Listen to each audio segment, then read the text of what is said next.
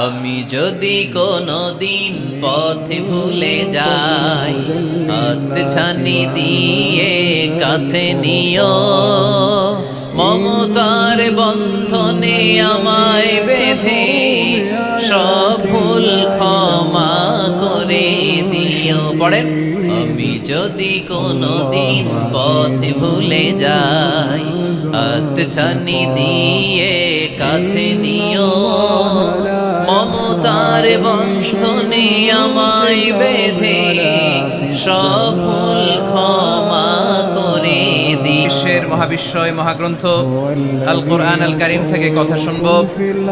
আমরা যে বইটা থেকে কথা শুনবো, চুয়াডাঙ্গার ভাইয়েরা দেহের সবটুকুন শক্তি গলার মাঝ বরাবর এনে আওয়াজ করে বলেন তো, এই বইটার নাম কি?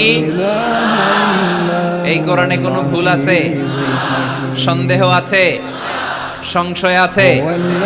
আমাদের জীবন সমস্যার সব কিছুর সমাধান এই কোরআনের ভেতরে দিয়েছে কে? সমাধান চাও যদি জীবনে মরণে, ফিরে যাও খুঁজে নাও, চোখ রাখো কোরআনে। ঠিক কি না? সমাধান চাও যদি জীবনে মরণে, ফিরে যাও খুঁজে নাও, চোখ রাখো কোরআনে। If you want a solution this dunya and akhirah, go back, have a look to the holy Quran. ঠিক কি না? এজন্য আমরা সমস্যার সমাধান চাইলে চোখ রাখতে হবে যেই কিতাবের দিকে। কিতাবটার নাম আল কোরআন। এই কিতাবে কোনো ভুল নাই, এই কিতাবে কোনো সন্দেহ নাই, কোনো সংশয় নাই। এই কিতাবে যে সন্দেহ নাই, এই কথা কোরআনে বলে দিয়েছে কে? রব্বুল আলামিন বলেন, যালিকাল কিতাবু লা রাইবা ফীহি হুদাল লিল মুত্তাকিন।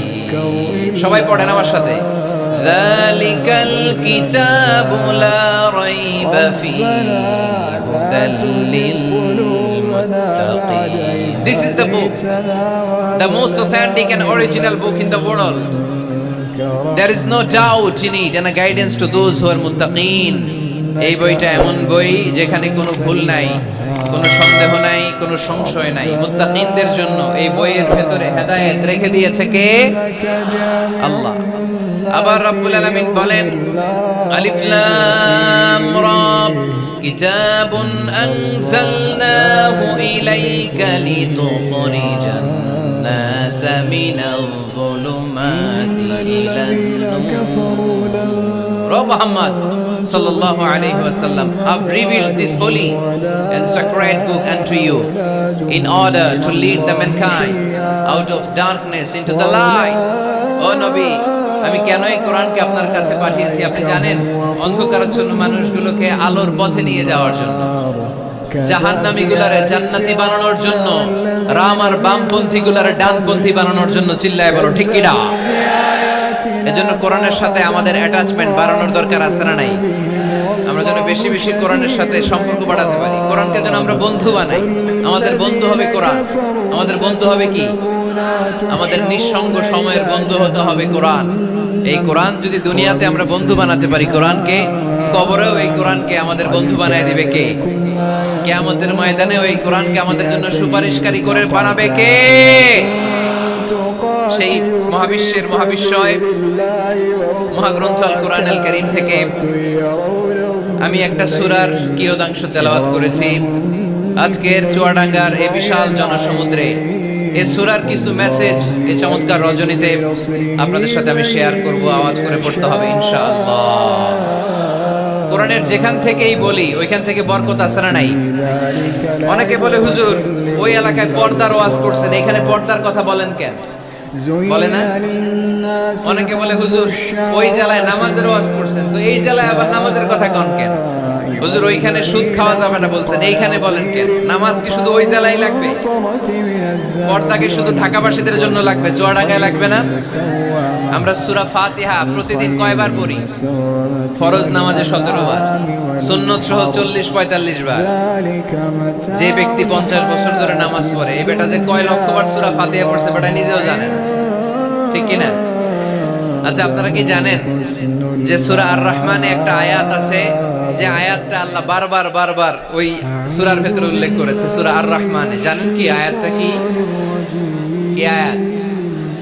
ফাবিআইয়ি আলা রাব্বিকুমা তুকাদ্দিবান।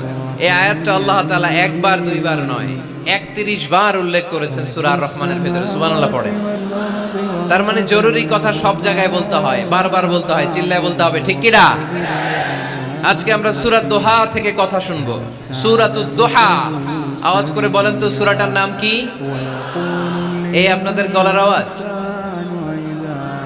সারা বিকাল আর সন্ধ্যায় চিল্লাচিল্লি করতে করতে আপনাদের এনার্জি শেষ, তাই না? সূরাটার নাম সূরাতুদ দোহা। আওয়াজ করে বলেন তো সূরার নাম কি? মাশাআল্লাহ, আওয়াজ আছে তো? এনার্জি শেষ হয়ে যায় না এখনো বেঁচে আছে চুয়াডাঙ্গার লোক। তো আলোচনা শেষ পর্যন্ত এরকম আওয়াজ করে উত্তর দেয়া যাবে? মাশাআল্লাহ, এখন একেবারে ঠান্ডা। এবার আমরা প্রাণ খুলে কথা শুনবো কোরআনের। এই সূরাটা কোরআনের 93 নাম্বার সূরা। কত নাম্বার? এই সূরায় আয়াত আছে 11টা। কয়টা? এই সূরাটা মাক্কি সূরা। কি সূরা? মাশাআল্লাহ। আমি সব সময় বলি, যেহেতু লক্ষ লক্ষ মানুষের গ্যাদারিং, আমরা যদি ক্লাসের মতো করে প্রশ্ন করি, উত্তর করি, তাহলে আপনাদের মনে থাকবে, কিছু মেসেজ নিয়ে যেতে পারবেন। এজন্য কষ্ট হলেও শেষ পর্যন্ত উত্তর দেওয়া যাবে বাঘের বাচ্চার মতো চিল্লায়া ইনশাআল্লাহ। তাহলে আমি প্রশ্ন করি, উত্তর দেন। আওয়াজ করে বলেন তো সূরাটার নাম কি? কত নাম্বার সূরা? আয়াত সংখ্যা কত? সূরাটা মাদানী সূরা। কি সূরা? মাশাআল্লাহ, মনে রাখছেন তো দেখি। এই সূরাটা একটা আশা জাগা নিয়ে সূরা। হতাশ ব্যক্তিদের জন্য এই সূরায় মেডিসিন আছে, প্রেসক্রিপশন আছে, আছে রেমেডি। এই সূরার সেন্ট্রাল থিম বা কেন্দ্রীয় আলোচ্য বিষয় হচ্ছে মুমিন কখনো হতাশ হয় না, মুমিন কখনো নিরাশ হয় না, মুমিন কখনো হাল ছেড়ে দেয় না। মুমিন ভরসা রাখে একজনের উপর। চিল্লায় বলতে হবে, তিনি কে? লা তাইয়াসু মির রাউহিল্লাহ ইন্নাহু লা ইয়াইয়াসু মির রাউহিল্লাহি ইল্লাল কওমুল কাফিরুন। সাইয়েদনা ইয়াকুব আলাইহিস সালাম তার ছেলেদেরকে বলেছিলেন, কলিজার টুকরা, আমার বাছাধনেরা, আল্লাহর রহমত থেকে নিরাশ হয়ো না। আল্লাহর দয়া, কৃপা, করুণা, মার্সি, ব্লেসিংস এন্ড বাউন্টিজ থেকে নিরাশ হয়ো না। কাফেররা ছাড়া আল্লাহর রহমত থেকে কেউ নিরাশ হয় না। মুমিন কখনো আল্লাহর রহমত থেকে নিরাশ হয় না। হ্যাঁ, মুমিনের জীবনে বিপদ আসে, ক্রাইসিস আসে, সংকট আসে। বিপদ নাই, সমস্যা নাই, পেরেশানি নাই, এরকম জীবন কারো আছে? কেউ দাঁড়ায় বলতে পারবেন, হুজুর আমার জীবনে কোনো বিপদ নাই, কোনো সমস্যা নাই? কেউ বলতে পারবেন? বিপদ, পরীক্ষা আল্লাহ আমাদেরকে দেয় পরীক্ষা করবার জন্য, ঠিক কি না? বিপদ আল্লাহ আমাদেরকে দেয় আমাদের কোমরগুলোকে সোজা করবার জন্য, আমাদের পায়ের নিচের মাটিকে শক্ত করবার জন্য, প্রতিকূল পরিবেশে নিজের অবস্থানকে শক্তভাবে জানান দেওয়ার জন্য। চিল্লায় বলেন ঠিক কি না? এজন্য যারা হতাশ, যারা নিরাশ, যারা টেন্সড, ফ্রাস্ট্রেটেড পিপল, হতাশদের জন্য এই সূরায় আছে আশা, আশার বাণী, আলোর বাণী। কারণ দোহা মানে আলো। দোহা মানে কি? আলো কথাটা শুনতেই লাগে ভালো, ঠিক কি না? আলো বললেই কেমন ভাল লাগে না? কারণ আশার আলো, এটা সম্ভাবনার আলো। অন্ধকার দেখলে বাচ্চারা ভয় পায়, আলো দেখলে বাচ্চারা ভয় পায়। এজন্য আমরা অন্ধকার চাই না, আমরা চাই আলোর পথ। এই কোরআন এসেছে আমাদেরকে আলোকিত করতে, ঠিক কি না? আল্লাহ রাসূল সাল্লাল্লাহু আলাইহি ওয়াসাল্লামের খুব মন খারাপ, তিনি খুব বিচলিত, তিনি খুব পেরেশান। আল্লাহ রাসূল সাল্লাল্লাহু আলাইহি ওয়াসাল্লামের পেরেশানি দূর করার জন্য সান্ত্বনার বাণী হিসেবে আল্লাহ তাআলা এই সূরাটা আল্লাহ রাসূলের জন্য ডেডিকেট করে নাজিল করেছেন। চিল্লায় পড়েন সুবহানাল্লাহ। আর আল্লাহ বুঝাতে চেয়েছেন, আমার নবীকে আমি যেভাবে পেরেশানি দূর করেছি, সাহায্য করেছি, মুমিনদের জীবনেও আমি আল্লাহর পক্ষ থেকে সাহায্য আছে না নাই? এজন্য আমরা কখনো হতাশ হব না। এই মেসেজটা যদি বাড়িতে আজকে নিয়ে যেতে পারো চুয়াডাঙ্গার ছেলেরা, অনেকে হতাশ ব্যক্তি জীবনে, পেশাগত জীবনে, পারিবারিক জীবনে হতাশ, চাকরি হয় না, ব্যবসায় মন্দা। যাদের ব্যবসা মন্দা, এই শাহিদুজ্জামান টরিক ভাইয়ের সাথে দেখা করবো। সফল ব্যবসায়ী, বাংলাদেশ কাঁপায়, এখন সিঙ্গাপুর কাঁপাইতেছে। তো তোমরা ওনাকে ধরবা টাইট করে, যে ভাই কিভাবে আপনি সফল হলেন, শোনান আপনার সফল হওয়ার গল্প। How to succeed in life, কিভাবে ব্যবসায় সফল হতে হয়, কিভাবে আইকন হতে হয়। শহীদ ভাইয়ের কাছ থেকে চুয়াডাঙ্গার ছেলেরা জেনে নিবা। মুমিন কখনো হতাশ হয় না। আজকের মাহফিল থেকে এতটুকু যদি এই জনসমুদ্র থেকে আমরা বাসায় নিয়ে যেতে পারি যে আমরা কখনো হতাশ হব না, আমরা নিরাশ হব না, শেষ নিঃশ্বাস থাকা পর্যন্ত আমরা হাল ছেড়ে দিব না, আমরা ভরসা রাখবো সব সময় একজনের উপর, চিল্লায় বলতে হবে তিনি কে? Every time you feel like you cannot go on, you feel so lost that you are so alone. Every time you feel like you cannot go on, you feel so lost that you are so alone. Don't despair and never lose hope, 'cause Allah is always by your side. Inshallah, পড়েন, Inshallah, Inshallah, you'll find your way. Inshallah, Inshallah, Inshallah, you'll find your way. পড়েন আল্লাহু আকবার। আমরা কখনো নিরাশ হই না, আমরা হতাশ হই না, আমরা ভরসা রাখি একজনের উপর, তিনি কে? আমরা জানি রাত যত গভীর হয় অন্ধকার তমানিসা ভেদ করে সুবহে সাদিক হয়। আমরা জানি গর্ভবতী নারীর যেদিন পেটের ব্যথা বেদনা বাড়তে থাকে ওই দিন নতুন মেহমান আগমনের সময় ঘনাতে থাকে। আমরা জানি বিশ্বাসীদের জীবনে কষ্ট, দুঃখ, যন্ত্রণা, পরীক্ষা যত বাড়তে থাকে সুখের দিন কাছে আসতে থাকে। চিল্লায় বলো ঠিক কিনা? এজন্য আমরা হতাশ হব না, হাল ছেড়ে দিব না, শেষ নিঃশ্বাস ত্যাগ করা পর্যন্ত আমরা ভরসা রাখবো একজনের উপর, তিনি কে? আল্লাহ রাসূল সাল্লাল্লাহু আলাইহি ওয়াসাল্লাম হতাশ হলেন, পেরেশান হলেন, নবীর পেরেশানি দূর করার জন্য আল্লাহ তাআলা এই সূরাটা নাজিল করেছে। সুবহানাল্লাহ পড়ে। তাহলে এই সূরার কেন্দ্রীয় আলোচ্য বিষয় কি? এটা কি চুয়াডাঙ্গাবাসীদের কাছে ক্লিয়ার? Clear clear clear. এবার আমরা শুনবো এই সূরার একটা ব্যাকগ্রাউন্ড আছে, কোন প্রেক্ষাপটে এই সূরা নাজিল হয়েছে। আল্লাহ রাসূল সাল্লাল্লাহু আলাইহি ওয়াসাল্লামকে আল্লাহ বললেন, ইয়া আইয়ুহার রাসূলু বাল্লিগ মা উনজিলা ইলাইক, নবী কোরআনে যা নাজিল করেছি সব আপনি পৌঁছে দিন, কিছু গোপন রাখা যাবে না। এই কোরআনের কোনো কিছু বিশ্বনবী গোপন রেখেছে? সবাই বলেন না কেন, গোপন রেখেছে নাকি সব প্রচার করে দিয়েছে? সব প্রচার করে দিয়েছে। হঠাৎ করে হেরা গুহায় বিশ্বনবীর কাছে নাজিল হলো, ইকরা বিসমি রাব্বিকাল্লাযী খালাক, খালাকাল ইনসানা মিন আলাক, ইকরা ওয়া রাব্বুকাল আকরামুল্লাযী আল্লামা বিল কলম, আল্লামাল ইনসানা মা লাম ইয়ালাম। পড়েন সুবহানাল্লাহ। আল্লাহ নাজিল করলেন, নবী পড়ো, তোমার প্রভুর নামে যিনি সৃষ্টি করেছেন, তুমি যা জানতে না তা তোমার রব তোমারে শিখিয়েছেন, কলমের মাধ্যমে তোমাদেরকে জ্ঞান দিয়েছেন। সুবহানাল্লাহ। ইকরা বিসমি রাব্বিকাল্লাযী খালাক, read in the name of your lord who has created. পড়ো তোমার প্রভুর নামে। কোরআনের প্রথম বাণী পড়ো। কোরআনের প্রথম বাণী কি? সবাই বলেন, প্রথম বাণী কি? আল কোরআনের প্রথম বাণী পড়ো, আল হাদিসে নবীর কথা পড়ো। আল কোরআনের প্রথম বাণী পড়ো, আল হাদিসে নবীর কথা পড়ো। পড়ে পড়ে শেখো, শিখে শিখে তুমি তোমার নিজের জীবন গড়ো। সুবহানাল্লাহ। পড়ে পড়ে পড়ে নিজের জীবন গড়তে হবে। নাজিল হলো ইকরা বিসমি রাব্বিকাল্লাযী খালাক, যা নাজিল হলো নবী প্রচার করে দিলেন। এরপরে আরেক সূরা নাজিল হলো, ইয়া আইয়ুহাল মুযাম্মিল কুমিল লাইলা ইল্লা কালিলা, বিশ্বনবী প্রচার করে দিলেন। এরপরে নাজিল হলো, ইয়া আইয়ুহাল মুদ্দাসসির কুম ফাআনজির, বিশ্বনবী প্রচার করে দিলেন। যাই প্রচার নাজিল হয় তাই তিনি প্রচার করে দেন, যাই নাজিল হয় তাই তিনি প্রচার করে দেন।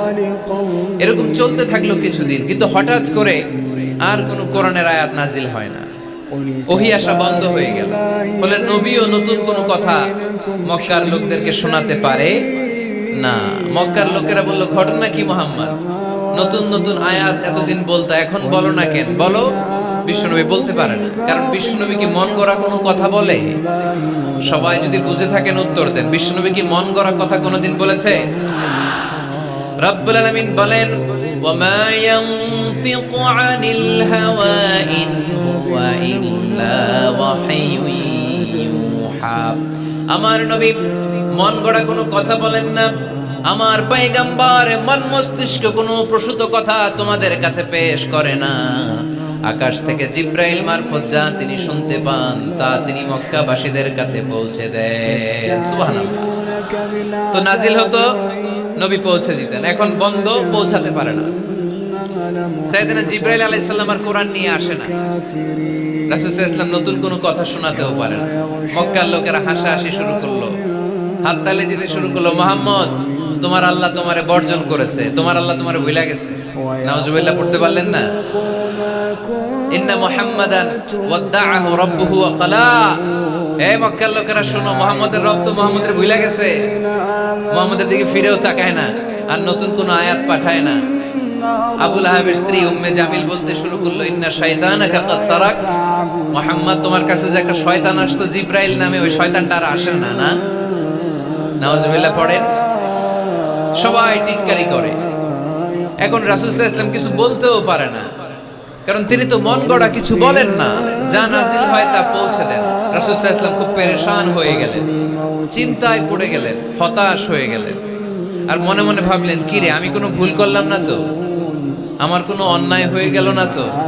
এত অপেক্ষা করতেছি, আকাশের দিকে তাকিয়ে আছি, নতুন আয়াত আসে না কেন? আমি কবে নতুন আয়াত শোনাবো? কোন তাফসিরে এসেছে 15 দিন, কোথাও এসেছে 25 দিন, 40 দিন, কোথাও এসেছে কয়েক মাস। আল্লাহ রাসূল সাল্লাল্লাহু আলাইহি ওয়াসাল্লামের কাছে কোরআনের আয়াত নাজিল করাকে বন্ধ রেখেছিল কে? নাজিল হয় না, তিনি কোরআনের আয়াত শোনাতেও পারেন না। আমরাও মাঝে মাঝে এরকম হতাশ হই, কি রে, ব্যবসা করলে লস, চাকরি হয় না, অসুস্থতা, মনে হয় আল্লাহ বোধহয় আমাদেরকে পছন্দ করে না। এরকম টেনশন আমাদেরও আছে না নাই? রাসূল সাল্লাল্লাহু আলাইহি ওয়াসাল্লাম যখন টেনশনে পড়ে গেলেন, আল্লাহ তাআলা এই সূরা নাজিল করার মধ্য দিয়ে আল্লাহ রাসূল সাল্লাল্লাহু আলাইহি ওয়াসাল্লামের টেনশন দূর করে দিলেন। চিল্লায় পড়েন সুবহানাল্লাহ। রাসূল সাল্লাল্লাহু আলাইহি ওয়াসাল্লামের পেরেশানি দূর করার জন্য আল্লাহ নাজিল করলেন, ওয়াদ-দুহা ওয়াল লাইলি ইযা সাজা মা ওয়াদ্দাআকা রাব্বুকা ওয়া মা ক্বালা। ওয়াদ-দুহা, আলোর শপথ, ওয়াল লাইলি ইযা সাজা, নিঝুম নিস্তব্ধ রাতের শপথ। সুবহানাল্লাহ পড়েন।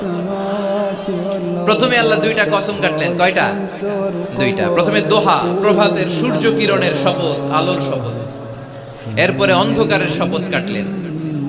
আলোর শপথ দিয়ে আল্লাহ তাআলা ওহী আশাকে বুঝালেন, আর অন্ধকারের শপথ দিয়ে আল্লাহ ওহী না আশাকে বুঝালেন। আল্লাহ বুঝাতে চাইলেন, নবী, সব সময় আলো থাকলে ভাল লাগে না। 24 ঘন্টায় যদি সূর্যের আলো, এখনো সূর্যের আলো, সকালেও সূর্যের আলো, খালি আলো আর আলো, ভাল লাগবে? কথা বলেন না কেন? আবার 24 ঘন্টায় ঘুটঘুটে অন্ধকার, কোনো আলো টালো নাই, ভাল লাগবে? তার মানে জীবন চালাতে আলোরও দরকার, অন্ধকারেরও দরকার। বিশ্বনবীরে বুঝাতে চাইলেন, নবী, ওহী আসা যেমনি দরকার, মাঝে মাঝে ওহী বন্ধ রেখে আপনার একটু বিশ্রাম দেওয়া দরকার। সুবহানাল্লাহ পড়েন। সরকারি চাকরি যারা করেন, সপ্তাহে কয়দিন জব করেন?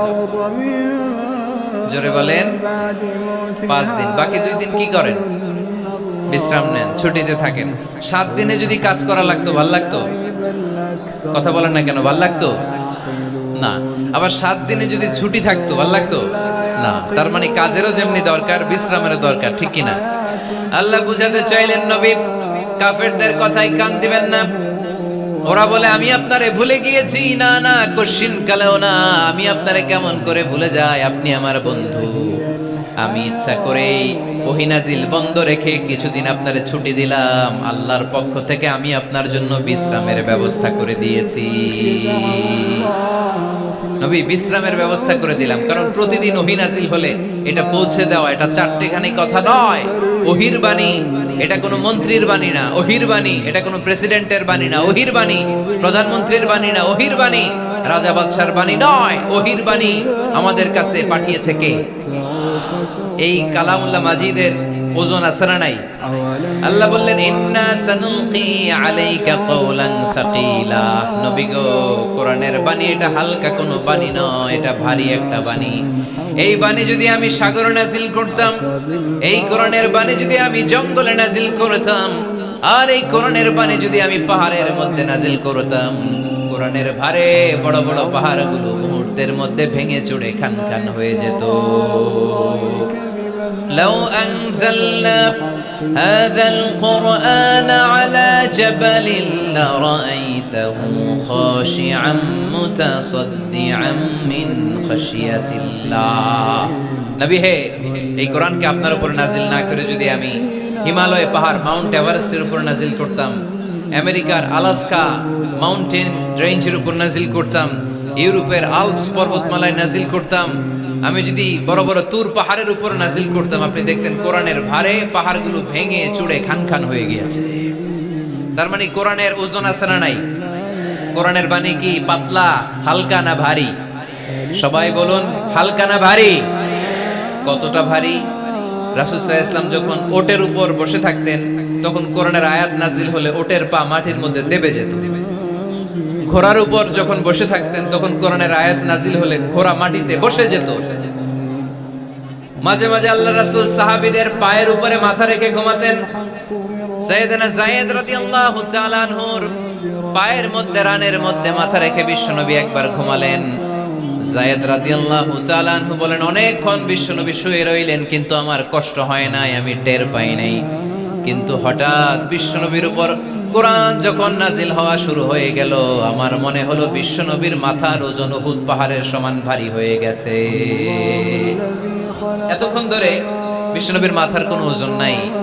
হঠাৎ যখন কোরআনের আয়াত নাজিল হতে লাগলো, দেখলাম বিশ্বনবীর মাথার ওজন এতটা বেড়ে গিয়েছে, আমার মনে হচ্ছে আমার পায়ের হাড্ডি আর রান ফেটে মুহূর্তের মধ্যে খান খান হয়ে যাবে। তার মানে কোরআনের আয়াত সবসময় রিসিভ করা, ওহী সব সময় নেয়া এবং ওহীর বাণী পৌঁছে দেয়া, এটা সাধারণ কোনো কাজ নয়। সব সময় ওহী লাগাতার নাজিল হলে নবীর কষ্ট হয়ে যাবে। এজন্য নবীর কষ্ট দূর করার জন্য সরকারি চাকরি যারা করেন যেমনি ছুটি পান, নবীকে একটু ছুটি আর বিশ্রামে রাখার জন্য আল্লাহ তাআলা ইচ্ছা করেই ওহী নাজিল বন্ধ রেখেছেন। চিল্লায় পড়েন সুবহানাল্লাহ। এজন্য আল্লাহ তাআলা নবীরে আশ্বস্ত করে বললেন, নবী ওয়াদ-দুহা ওয়াল-লাইলি ইযা সাজা মা ওয়াদ্দা'আকা রাব্বুকা ওয়া মা ক্বালা ওয়ালাল আখিরাতু খায়রুল লাকা মিনাল উলা ওয়ালা সাওফা ইউ'তিকা রাব্বুকা ফাতারদা। পড়েন আল্লাহু আকবার। সূরার শুরুতে আল্লাহ শপথ কাটলেন দুইটা। কয়টা? সবাই বলেন, আরো জোরে বলতে হবে, কয়টা? তাহলে শপথের পর্ব শেষ। শপথ যখন শেষ, তারপরের তিনটি আয়াতে কনফার্মেশন। আল্লাহ তাআলা তার নবীকে কনফার্ম করেছেন যে নবী আমি আপনার সাথে আছি, নবী আমি আপনার সাথে আছি। এই এলাকার ওসি সাহেব যদি আপনারে বলে আমি আপনার সাথে আছি, সাহস লাগবে না? এসপি সাহেব যদি বলে আপনার সাথে আছি, সাহস লাগবে না? এমপি সাহেব যদি বলে সাথে আছি, সাহস লাগবে? প্রধানমন্ত্রী যদি বলে ভয় নাই, সাথে আছি, সাহস লাগবে না? ডোনাল্ড ট্রাম্প যদি বলে ভয় নাই, সাথে আছি, সাহস লাগবে? আর রাজাদিরাজ মালিকুল আমলাক, গোটা বিশ্বের সব রাজাদের রাজা মহারাজা আল্লাহ যদি বলে সাথে আছি, সাহস লাগে কি লাগে না? বিশ্ব নবীরে সাহস যোগালেন। পরের তিনটা আয়াতে আল্লাহ তাআলা নবীরে বললেন, নবী ভয় নাই, never lose hope, never give up, never be frustrated, আর হতাশ হবেন না, আমি আপনার সাথে আছি। চিল্লায় পড়েন সুবহানাল্লাহ। তারপরের তিন আয়াতে দিলেন তিনটা রিমাইন্ডার, নবী আপনারে কি কি নিয়ামত দিছি শুনেন, এগুলো মনে রাখেন, ভুলে যায়েন না। আর সর্বশেষ তিনটা আয়াতে তিনটা ওয়ার্ক প্ল্যানস, মানে গাইডলাইন, কর্মসূচি দিয়ে আল্লাহ সূরাটারে শেষ করেছেন। পড়েন আলহামদুলিল্লাহ। দুইবার যখন আল্লাহ শপথ করলেন, আলোর শপথ, অন্ধকারের শপথ, তারপরে আল্লাহ কনফার্মেশন করে বললেন, নবী মা ওয়াদ্দা'আকা রাব্বুকা ওয়া মা ক্বালা, নবী হে আমি আপনারে ভুলি নাই, আমি আপনারে ছাড়ি নাই।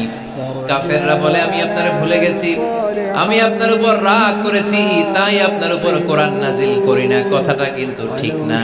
আমি আপনারে ভালোবাসি, মহব্বত করি, ইচ্ছা করে আপনারে ছুটি দেওয়ার জন্য, কয়েকদিন বিশ্রামে রাখার জন্য ইচ্ছা করে কোরআন নাজিল বন্ধ রেখেছি। মা ওয়াদ্দা'আকা রাব্বুকা ওয়া মা ক্বালা। কাফেরদের কথার জবাবে তিনি বলছেন, না আমি আপনারে ভুলি নাই, আমি আপনার সাথে আছি। সুবহানাল্লাহ পড়েন। সাথে আছে কে? আরো জোরে বলেন। রাস্তায় হঠাৎ অ্যাক্সিডেন্ট হয়ে গেছে, বাঁচাবে কে?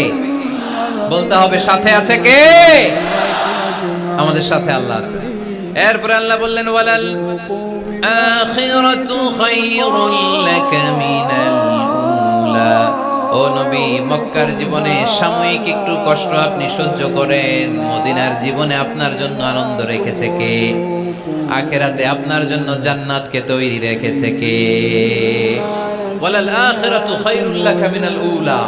আরেকটা কনফার্মেশন, আরেকটা অ্যাসিউরেন্স, আরেকটা নিশ্চয়তার গ্যারান্টি নবী, indeed verily hereafter is far better for you than this dunya. এই দুনিয়ার চেয়ে আখিরাত উত্তম, ঠিক কি না? আখিরাত আপনার জন্য তৈরি, এই দুনিয়ার জীবন আপনার আসল জীবন নয়। আসল জীবন হচ্ছে কবরের জীবন, ঠিক কি না? একদিন মাটির ভেতরে হবে ঘর রে মন আমার, কেন বাঁধো দালান ঘর রে মন আমার, কেন বাঁধো দালান ঘর। প্রাণ পাখি উড়ে যাবে পিঞ্জর ছেড়ে, ধরা ধামে সবই রবে তুমি যাবে চলে। বন্ধু বান্ধব যত মাতা পিতা দ্বারা সুত, বন্ধু বান্ধব যত মাতা পিতা দ্বারা সুত, সবই হবে তোমার পরে মন আমার, কেন বাঁধো দালান ঘর।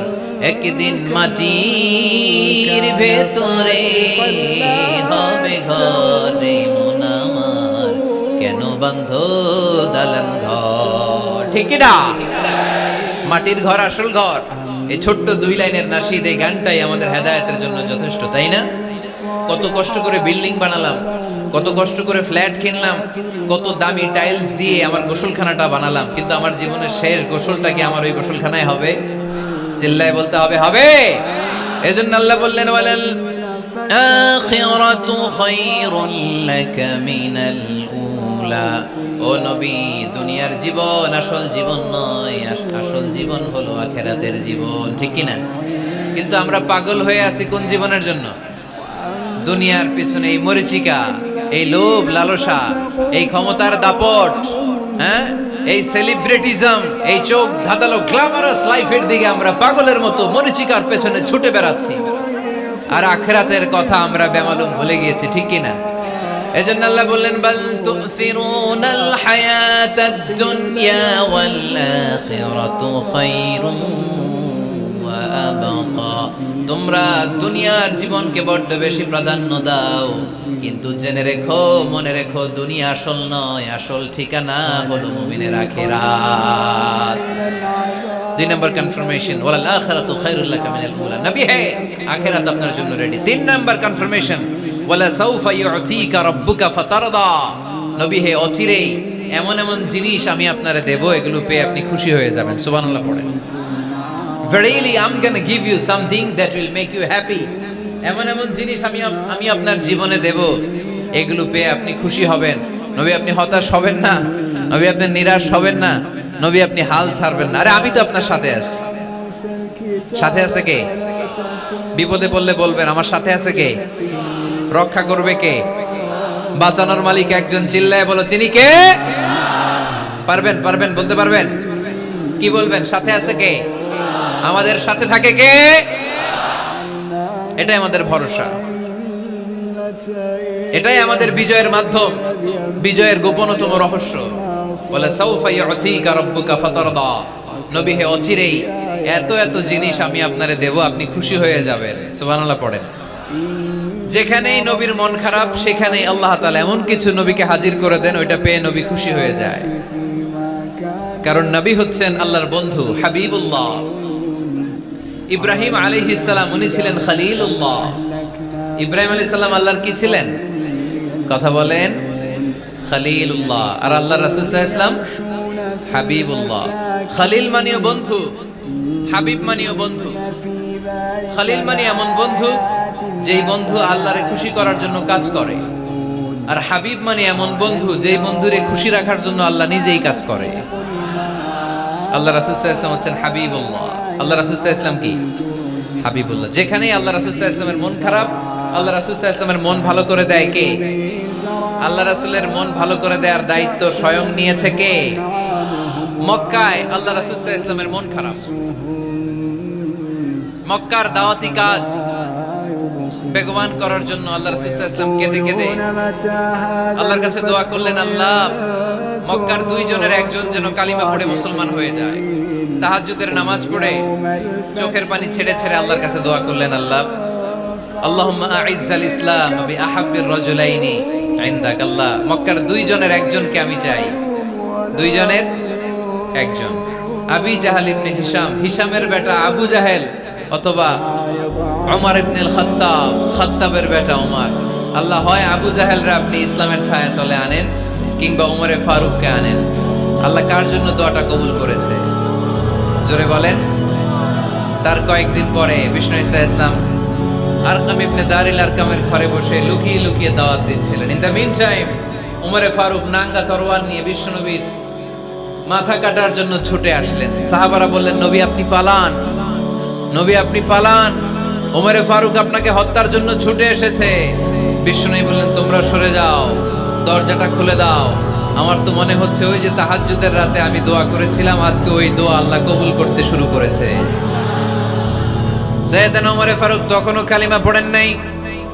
দৌড়ে এসে আরকাম ইবনে আবিল আরকামের ঘরের ভেতরে ঢুকে তলোয়ারটা জমিনের মধ্যে রেখে দিয়ে আওয়াজ করে আঙ্গুল তুলে বলতে আরম্ভ করলেন, আশহাদু আল্লা ইলাহা ইল্লাল্লাহ ওয়া আশহাদু আন্না মুহাম্মাদার রাসূলুল্লাহ। সুবহানাল্লাহ পড়ে কালিমা পড়ে মুসলমান হয়ে গেছে।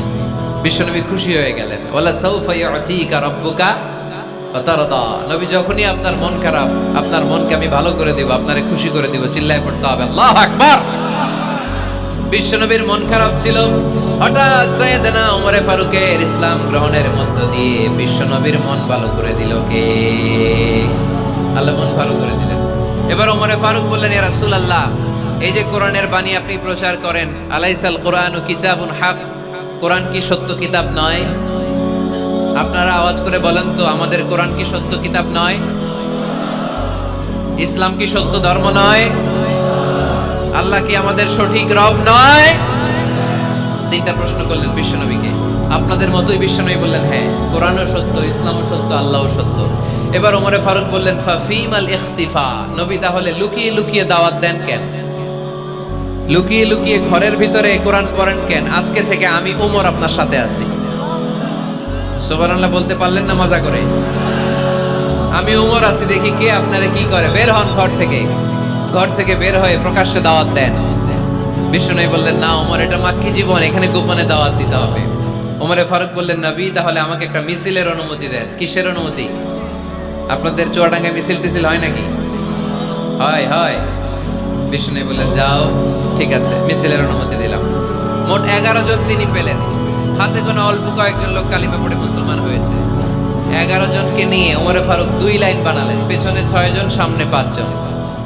দ্বিতীয় লাইনের নেতা বানালেন বিশ্বনবীর চাচা হামজা ইবনে আব্দুল মুত্তালিবকে। প্রথম লাইনের নেতা হলেন ওমরে ফারুক নিজেই। তারপরে এক বাক্যের একটা ভাষণ দিলেন। কয় বাক্যের? তিনি বললেন, মান আরাদা আন তাসকুলা উম্মু ইয়াজামা ওয়ালাদু তারমিলা যাওজাতুহু ফালিয়াসুদ্দানি।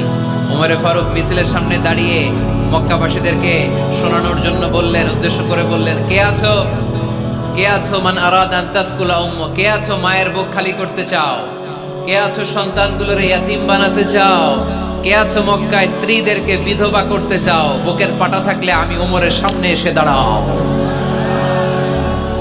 কেউ সামনে আসতে পারে নাই। ওমরে ফারুক স্লোগান তুললেন, আল্লাহু আকবার, আল্লাহু আকবার, আল্লাহু আকবার। আল্লাহু আকবার স্লোগান আর কেউ শোনে নাই।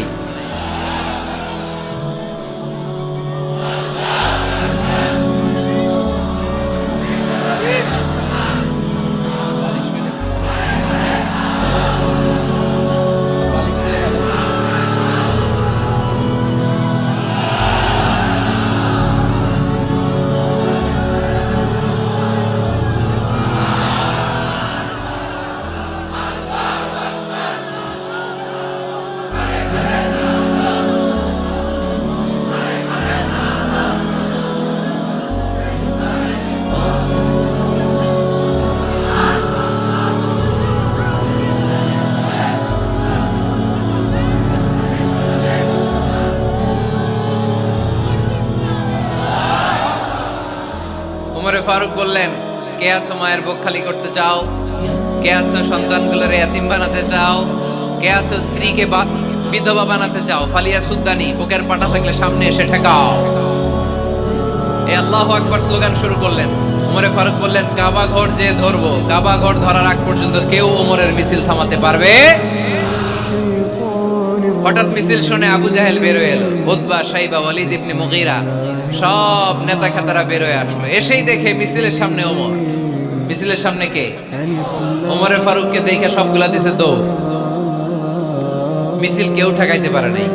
কাবার গিলাফ পর্যন্ত এই মিছিল চলেছে। চিল্লায় বলো আল্লাহু আকবার। ওমরে ফারুক এমন নেতা ছিলেন, শুধু আবু জাহেলই না, মুনাফিকরা ওমরে ফারুককে দেখলে ভয় পেত। এমনকি শয়তান, ইবলিস শয়তান ওমরে ফারুককে দেখলে আরেক রাস্তা দিয়ে হাঁটতো। আল্লাহ রাসূল বলতেন, মা সালাকা শাইতান সালিকান ফাজ্জান ইল্লা সালাকা ফাজ্জান গায়রা ফাজ্জিক। ওমর, শয়তান যদি তোমাকে এই রাস্তা দিয়ে আসতে দেখে, শয়তান এই রাস্তা রেখে দিয়ে আরেক রাস্তা দিয়ে হাঁটে। আবার আল্লাহ রাসূল সাল্লাল্লাহু আলাইহি ওয়াসাল্লাম বলেছেন, লা নাবিয়্যা বা'দি ওয়ালা রাসূলা, আমার পরে কোনো নবীও নাই, কোনো রাসূলও নাই, তবে লাউ কানা বা'দি নাবিয়্যুন লাকানা উমর, আমার পরে যদি নবী হওয়ার যোগ্যতা কারো থাকে, আমার সাহাবী ওমরের সেই যোগ্যতা আছে। পড়েন সুবহানাল্লাহ। প্রভু তুমি বলেছো রাসূল দেবে না, বলনি দেবে না ওমর, বলনি দেবে না হামজা তারি, খালিদ বিজয় সমর। প্রভু তুমি বলেছো রাসূল দেবে না, বলনি দেবে না ওমর, বলনি দেবে না হামজা তারি, খালিদ বিজয় সমর। প্রভু তুমি বলেছো রাসূল দেবে না। সুবহানাল্লাহ পড়েন। ওমরে ফারুক, ওরকম একটা ওমরের দরকার বাংলাদেশে। চিল্লায় বলেন ঠিক কিনা? ওই একটা ওমর যদি বাংলাদেশে থাকতো, টেন্ডারবাজি একদিনে বন্ধ হয়ে যেত। ওই এক ওমরে ফারুক যদি বাংলার জমিনে থাকতো, চাঁদাবাজি থাকতো না, নুসরাতের মতো কোনো মেয়েকে ধর্ষিত হওয়া লাগতো না, পেঁয়াজের দাম বাড়িয়ে সাধারণ মানুষের কষ্ট দেওয়ার সাহস কেউ করতো না, লবণের মতো নিত্য প্রয়োজনীয় জিনিসের দাম বাড়ানোর গুজব তোলার মতো সাহস কেউ পেত না। চিল্লায় বলো ঠিক কিনা? কোটি কোটি টাকার নোট ছিঁড়ে ছিঁড়ে কেউ পানির মধ্যে ফেলার সাহস তুলতো না। চিল্লায় বলো ঠিক কিনা? এক লোক তার স্ত্রীকে 100 তালাক দিল। কয় তালাক? আরো জোরে বলেন। এবার স্ত্রী এসে বিচার দিল, ওমরে ফারুক, আমার স্বামী আমার 100 তালাক দিছে। ওমরে ফারুক বললেন, ঘটনা কি? তালাক দিবে 3 তালাক। তোমার স্বামী তোমার 100 তালাক দেয় কেন? স্বামীরে ডেকে নিয়ে আসো। ডেকে নিয়ে আসা হলো, জিজ্ঞেস করা হলো, কিরে কয় তালাক দিলি? কয় 100 তালাক। ওমরে ফারুক বললেন, তালাক দিবা 3টা, 100 তালাক দিলা কেন? স্বামী বলে, মেজাজ খুব গরম আছে। মেজাজ, আমাদের মাঝে মাঝে মেজাজ গরম থাকে না? সব তালাক দিয়ে ফেলায়। তুই তালাক, তোর মাও তালাক। কত বড় ডাকাই, বউরও তালাক দেয়, শাশুড়িরও তালাক মারে। আছে না নাই? আলহামদুলিল্লাহ চুয়াডাঙ্গা এরকম নাই। ওমরে ফারুক বললেন, দিবা 3 তালাক, 100 তালাক দিলা কেন? সে বলে, ওমরে ফারুক মেজাজ গরম ছিল। ওমরে ফারুক বললেন, তাই? মেজাজ গরম ছিল, ঠিক আছে আমি বিচার করতেছি। 3 তালাকে তোর বউ তালাক, বাকি 97 তালাক তোর পিঠের উপরে পড়বে। এরকম বিচার যদি বাংলার জমিনে থাকতো, কেউ আর এরকম ইসলামের কোন বিষয় নিয়ে কথা বলার, ধৃষ্টতা দেখানোর সাহস পেত? কোরআনকে গালি দেওয়ার সাহস পেত? আমার নবীর নামে কার্টুন বানানোর সাহস পেত? আমার নবীকে নিয়ে ফিল্ম বানানোর সাহস পেত? বিশ্ব নবীকে গালি দেওয়ার সাহস পেত? ইসলাম নিয়ে কটু কথা বলার সাহস পেত? আমরা সব বিষয়ে কথা শুনতে রাজি। আমার নবীরে গালি দিলে খবর আছে না নাই? আমার নবীর দিকে যদি কেউ বা হাত তুলে তাকায়, ওই বা হাত কেমন করে ভেঙে দিতে হয় সেটাও আমরা জানি। চিল্লায় বলো ঠিক কিনা? ইসলামের বিরুদ্ধে যদি কথা বলে, ওইটা আমরা সহ্য করি না। চিল্লায় বলো ঠিক কিনা? আমার নবীরে গালি দিলে, আমার কোরআনকে গালি দিলে, আমার আল্লাহরে গালি দিলে, আমার ইসলামকে গালি দিলে আমাদের কলিজায় আগুন ধরে কি ধরে না? নবীকে গালি দিলে কলিজায় আগুন লাগে, কোরআনকে গালি দিলে কলিজায় আগুন লাগে। কার কার কলিজায় আগুন লাগে হাত তুলে আল্লাহর দেখা।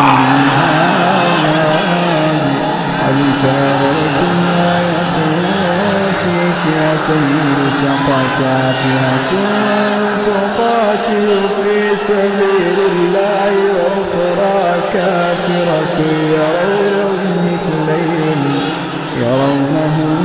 مثليهم رأي العين والله يؤيد بنصره من يشاء في ذلك لعبرة আমাদের এই উচ্ছ্বাস আল্লাহ রাসূলের ভালোবাসা, কোরআনের ভালোবাসা, ইসলামের ভালোবাসা, আল্লাহর জন্য ভালোবাসার এই উচ্ছ্বাস, এই সতেজতাকে আল্লাহ তুমি ইসলামের বিজয়ের জন্য কবুল করে নাও। আমরা একটা ওমরের অপেক্ষায়, চিল্লায় বলেন ঠিক কিনা? ওই ওমরের মতো একটা নেতা হলে বাংলাদেশ সোজা হয়ে যাবে, চিল্লায় বলেন ঠিক কিনা? ওই ইমাম মাহাদির অপেক্ষায় আমরা আছি। 7 বছরের ব্যবধানে, 9 বছরের ব্যবধানে গোটা বিশ্বকে সাম্য, মৈত্রী, ভালোবাসা দিয়ে তিনি এক করে ফেলবেন, চিল্লায় বলে ঠিক কিনা? আমরা সেই ইমাম মাহাদির অপেক্ষায়। একজন ওমরই পারে গোটা বিশ্বটারে শান্তি, সাম্য, মানবতার, ভ্রাতৃত্বের বন্ধনে অটুট রাখতে। সে ওমরে ফারুক যখন ইসলাম ধর্ম গ্রহণ করলেন, বিশ্বনবীর পেরেশানি দূর করে দিল কে? এজন্য আল্লাহ বললেন, ওয়ালা সাউফা ইউতিকা রাব্বুকা ফাতারদা। ও নবী, অচিরে এমন কিছু আমি আপনারে দান করব, এগুলো পেয়ে আপনি খুশি হয়ে যাবেন। সুবহানাল্লাহ পড়েন। যেখানেই নবী পেরেশান, ওইখানেই নবীর মন ভালো করে দেয় কে? মক্কা থেকে 80 কিলোমিটার দূরে তায়েফের ময়দান। যারা হজ উমরা করেছেন তারা জানেন, প্রায় 80 কিলোমিটার দূর এই তায়েফের ময়দানে বিশ্বনবী পাহাড়ি পথ পাড়ি দিয়ে দাওয়াত দিতে গেলেন। তায়েফের লোকেরা কি নবীর দাওয়াতে সাড়া দিয়েছে? নবীকে পাথর মেরেছে, ঠিক কিনা? রক্তাক্ত করেছে 3টা জায়গায়। কয় জায়গায়? বিশ্বনবীর চাইতে সুন্দর মানুষ পৃথিবীতে ছিল? বিশ্বনবীর চাইতে সুন্দর মানুষ বর্তমানে পৃথিবীতে আছে? আমার নবীর চাইতে সুন্দর কোন সুপুরুষ কিয়ামত পর্যন্ত দুনিয়ায় জন্মগ্রহণ করবে? সাদা ধবধবে স্বচ্ছ শুভ্র মানুষ, এত সুন্দর মানুষ যার নুরানি চেহারা দেখলে মানুষ কালিমা পড়ে মুসলমান হয়ে যেত। বিশ্বনবীর চেহারা দেখে কাফির মুশরিকেরা কালিমা পড়ে মুসলমান হতো। আমার নবীর চেহারার মতো সুন্দর শুভ্র সাবলীল মানুষ দুনিয়ার বুকে দ্বিতীয়টা ছিল না। আমার ওই পেয়ারা নবীর গায়ে পাথর মেরেছে তায়েফের ছেলেরা। আমার নবীকে 3টা জায়গায় রক্তাক্ত করেছে, তারপরেও বিশ্বনবী তায়েফবাসীদের বদদুয়া দেয় নাই। খেয়ে না খেয়ে দিন প্রচারের কাজে নিজেকে দিয়েছ বিলিয়ে, তায়েফের কাফিরেরা চিনল না সে আলো। দুষ্ট ছেলেদের পিছু দিল লেলিয়ে, পাথরের আঘাতে ক্ষত বিক্ষত হয়ে সারা শরীর থেকে রক্ত ঝরে। হে রাসূল, তোমাকে ভুলি আমি কেমন করে?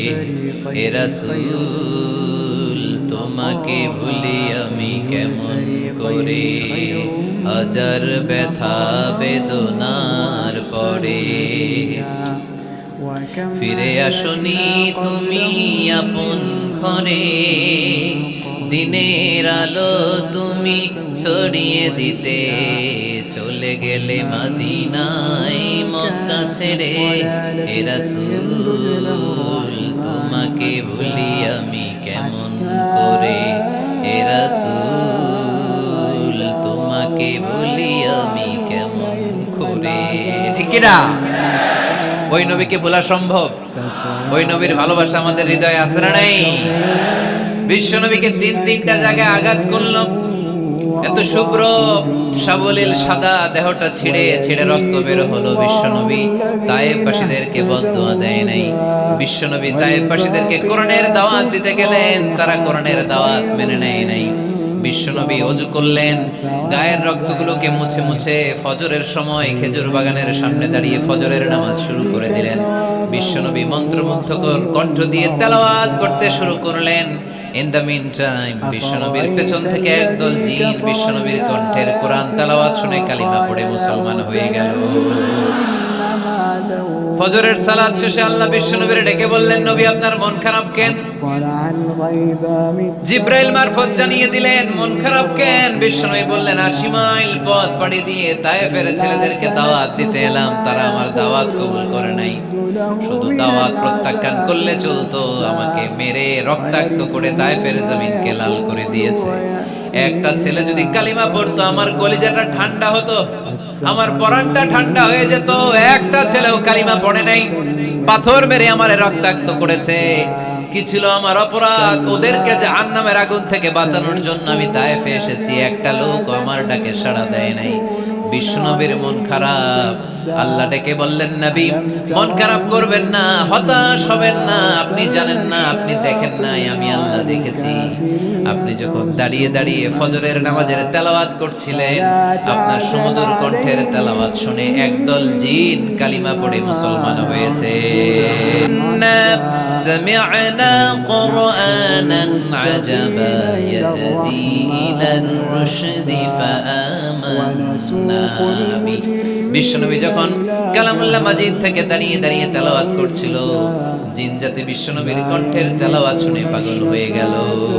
জিনেরা এরকম বাক্য শুনে নাই এর আগে। জিনেরা মিলাই কিরে, এটা তো কোনো মন্ত্র না। জিনেরা মিলাই কিরে, এটা তো কবিতা না। এত সুন্দর কথা কার বাণী? এটা আল্লাহর বাণী ছাড়া অন্য কোনো বাণী হতে পারে না। এই সুন্দর বাণী শুনে তারা কালিমা পড়ে মুসলমান হয়ে গেল। আল্লাহ বিশ্বনবীর আশ্বস্ত করলেন, নবী আপনার কষ্ট বৃথা যায় নাই। মুমিনের কষ্ট কি কখনো বৃথা যায়? আওয়াজ করে বলো, বৃথা যায়। নবী আপনি দাওয়াত দিতে এসেছিলেন দৃশ্যমান এক জাতি, মানব জাতিকে, তায়েফের মানব জাতিকে দাওয়াত দিতে এসেছেন। ওরা দাওয়াত কবুল করে নাই তো কি হয়েছে? অদৃশ্য জাতি, জিন জাতি কালিমা পড়ে মুসলমান হয়ে গিয়েছে। ওয়ালা সাউফা ইউতিকা রাব্বুকা ফাতারদা। নবী অচিরেই এমন এমন সুসংবাদ আপনারে শোনাবো, আপনি খুশি হয়ে যাবেন। বিশ্বনবী যখন শুনলেন তায়েফবাসী কালিমা পড়ে নাই, কি হয়েছে? জিন জাতি তো পড়ছে। বিশ্বনবী আবার খুশি হয়ে গেলেন। সুবহানাল্লাহ পড়ে। এইভাবে বিশ্বনবীর মন খারাপ হলে বিশ্বনবীর মন ভালো করে দেয় কে? মক্কার জমিনে বিশ্বনবীকে হত্যার ষড়যন্ত্র করা হলো। বিশ্বনবী আর থাকতে পারলেন না। বিশ্বনবীকে আল্লাহ বললেন, নবী আপনার জন্য আর গ্রিন সিগন্যাল নাই, মক্কা থেকে আপনাকে চলে যেতে হবে মদিনায়। আপনি চলে যান, আপনার বন্ধু আবু বকরকে নিয়ে হিজরত করে চলে যান। বিশ্বনবী চলে যাচ্ছিলেন আর মক্কার দিকে তাকিয়ে চোখের পানি ছাড়ছিলেন আর বলছিলেন, মক্কা তো হাব্বুল বিলাদ ইলাইয়া, মক্কা আমার কাছে সবচাইতে শ্রেষ্ঠ শহর। লাউলা উখরিজতু লামা খারাজতু মিনহা। মক্কা থেকে যদি আমারে বের করে দেয়া না হতো, আমি মক্কা থেকে বের হতাম না। আমার কথা কি আপনারা শুনতেছেন? অনেক রাত হয়েছে, এবার শেষ করে দেই। এত লোক যেতে কয়েক ঘন্টা লাগবে, পুরো চুয়াডাঙ্গা জেলা জ্যাম হয়ে যাবে। শেষ করে দিব নাকি আরো 2-1 মিনিট শুনবেন? শুনবেন? ঠিক আছে, তাহলে বসেন। রাসূল সাল্লাল্লাহু আলাইহি ওয়াসাল্লাম বললেন, মক্কা থেকে যদি আমার বের করে দেয়া না হতো, আমি বের হতাম না। চোখের পানি ছাড়লেন। মাতৃভূমি ছেড়ে চলে যেতে হবে। আপনাদের জেলার নাম কি? আরো জোরে বলেন। চুয়াডাঙ্গারে বেশি পছন্দ করেন না বোধহয়, এজন্য আওয়াজটা জোরসে হয় নাই। আপনাদের প্রাণের জেলার নাম কি? চুয়াডাঙ্গা। জোর করে যদি চুয়াডাঙ্গা থেকে বের করে আপনারা সিলেটে পাঠিয়ে দেয়, ভালো লাগবে? বিশ্বনবীকে মক্কা থেকে মদিনায় পাঠিয়ে দেয়া হলো। জন্মভূমি ছেড়ে বিশ্বনবী মদিনায় যাচ্ছেন, মনটা খুব খারাপ। প্রথম যখন মানুষ বিদেশে যায়, এয়ারপোর্টে কাঁদে না? এয়ারপোর্টে গেছেন আপনারা? আহা, পরিবার পরিজনদেরকে কেঁদে কেঁদে অশ্রু সিক্ত নয়নে বিদায় দেয়। বিশ্বনবীও চোখের পানি ছেড়ে মক্কাকে বিদায় জানালো। মন খুব খারাপ, কিন্তু মদিনায় যেয়ে দেখে এলাহি কাণ্ড। মদিনার উপকণ্ঠে সানিয়াতুল ওয়াদা নামক জায়গায় আবাল বৃদ্ধ বনিতা দফ বাজিয়ে বাজিয়ে বিশ্বনবীরে ওয়েলকাম করতে শুরু করলো। তলাআল বাদরু আলাইনা মিন সানিয়াতিল ওয়াদা ওয়াজাবা শুকরু আলাইনা মাদআ লিল্লাহি দা আইয়ুহাল মাবউসু ফিনা جئت من أمر المطاع جئت شرفت المدينة مرحبا يا خير ذا جرى পারেন পড়েন طلع البدر علينا من ثنيات الوداع وجب الشكر علينا ما دعا لله دا পড়েন না আল্লাহু আকবার। এই বিশাল জনসমুদ্র দেখে তলাল বদরু আলাইনা আর দফ বাজাতে বাজাতে নবীকে ওয়েলকাম ইন রিসিপশন দেয়া হলো। এই মদিনার মানুষের ভালোবাসা দেখে মক্কা থেকে যে তিনি চোখের পানি ছেড়ে বিদায় নিয়েছেন, এই দুঃখের কথা বিশ্বনবী ভুলে গেলেন। বিশ্বনবীর মনকে আবার খুশি করে দিল কে? সুবহানাল্লাহ কইতে পারলেন না? ওয়ালা সাউফা ইউতিকা রাব্বুকা ফাতারদা। নবী অচিরেই এমন জিনিস আপনাকে আমি দান করব, আপনি খুশি হয়ে যাবেন। আবার বিশ্বনবী শুনতে পেলেন ওনার আগের পয়গম্বরদের বয়স ছিল কারো 1000 বছর, কেউ হায়াত পেত 2000 বছর, কেউ পেত 1500 বছর। তাদের উম্মতের মধ্য থেকে কেউ বাঁচত 800 বছর, 700 বছর। বিশ্বনবী মনে মনে দুঃখ পেতে শুরু করলেন, হায় হায়, আমার উম্মতের গড় বয়স এত কম। আগের উম্মতেরা হায়াত পেয়েছে বেশি, ইবাদত করার সুযোগও পেয়েছে বেশি। আমার গুনাহগার উম্মতেরা হায়াত পাবে কম, তাই ইবাদতের সুযোগও তাদের কম। ঠিক কি না? আল্লাহ রাসূল সাল্লাল্লাহু আলাইহি ওয়াসাল্লাম ফরমান, আ'মার উম্মতি মা বাইনা 60 ইলা 70। আমার উম্মতের গড় বয়স 60 থেকে 70। 60 থেকে 70 এর মধ্যে আমার উম্মতের বেশিরভাগ লোক মারা যাবে। ওয়া আকাল্লুহুম মা ইয়াজুযু যালিক। হাতে গোনা অল্প কয়েকজনই 70 এর বেশি হায়াত পাবে। আপনাদের চুয়াডাঙ্গার কি অবস্থা? কত হায়াত পায় মানুষ? 80 বছর বয়স পেয়েছেন এরকম কেউ আছে নাকি আজকের মাহফিলে? 80 বছরের মুরব্বী কেউ আছেন? নাই। 70 বছর হায়াত পেয়েছেন কেউ আছে? হ্যাঁ, আছে আছে। 60 বছর বয়স আছে? 60 বছর আছেন। 50 আছে কার কার দেখি? 50। তরিক ভাইয়ের বয়স কত? শাহিদ ভাই বয়স কত চলে? 50। মাশাআল্লাহ। আরো 50 বছর আল্লাহ বাঁচায় রাখুক। সবাই পড়ি আমিন।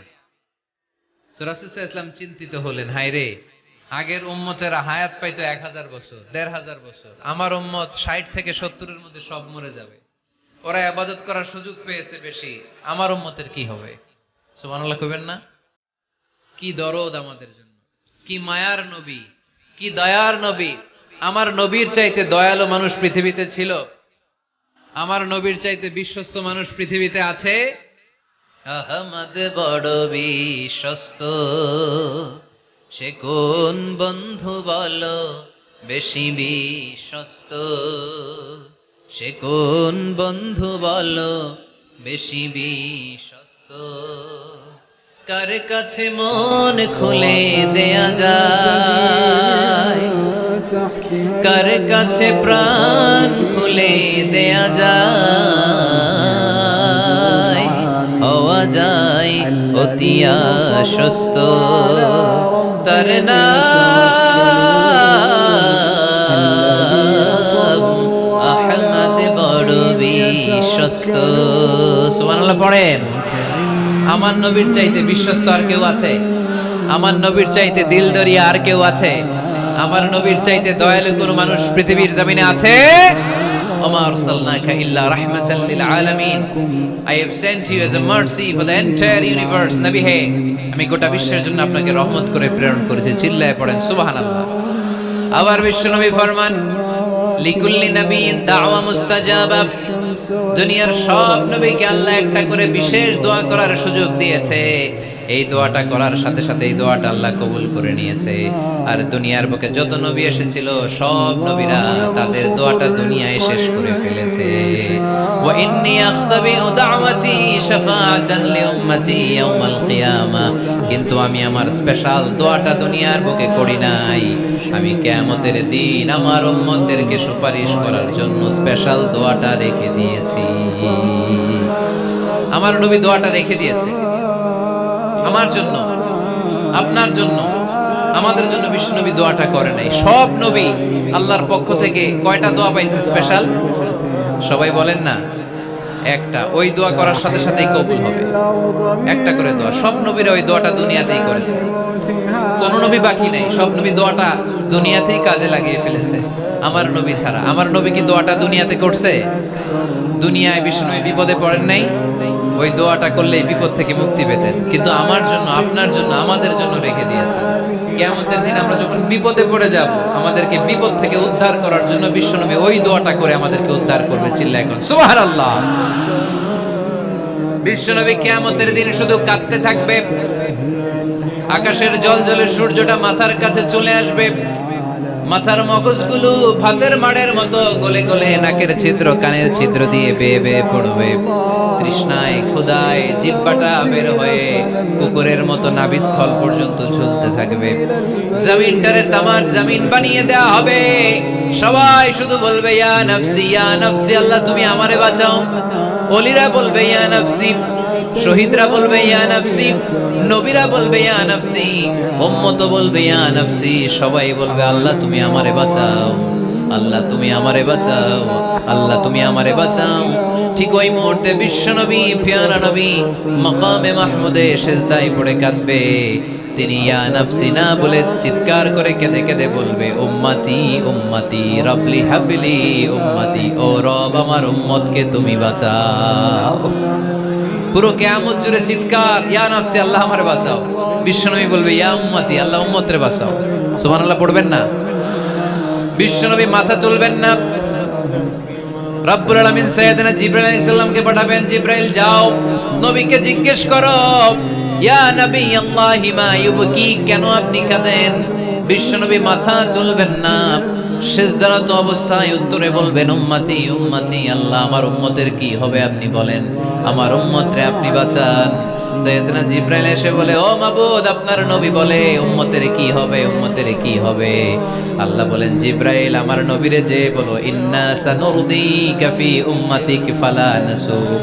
আমি আমার নবীর দুনিয়ার বুকে যখন মন খারাপ ছিল তখন যেমনি মন ভালো করে দিয়েছি, আজকেও আমার নবীর উম্মতের ব্যাপারে এমন একটা ঘোষণা আমি দেব, এই ঘোষণা শুনে আমার নবী খুশি হয়ে যাবে। সারা দুনিয়াতে, দুনিয়ার বুকে নবী যখনই পেরেশান, নবীর মন খারাপ, আমি যেমনি মন ভালো করে দিয়েছি, আজকেও এই কিয়ামতের ময়দানে নবীকে এমন ঘোষণা শোনাবো, এই ঘোষণা শুনে আমার নবী খুশি হয়ে যাবে। চিল্লায় পড়তে হবে আল্লাহু আকবার।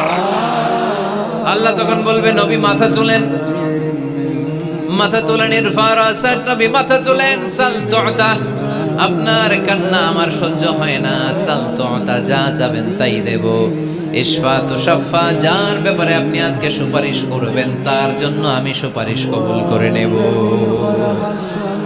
সাউফা ইউতিকা রাব্বুকা ফাতারদা, নবী এমন এমন জিনিস আপনারে দেব আপনি খুশি হবেন। তারপরও নবী খুশি হবেন না, নবী অস্থির হয়ে থাকবেন আমাদের জন্য একটা পতাকা নিয়ে, আমাদের সবাইকে নিয়ে আমার নবী প্যারা নবী জান্নাতের দরজার মধ্যে একটা ধাক্কা দিবেন, পড়েন আল্লাহু আকবার।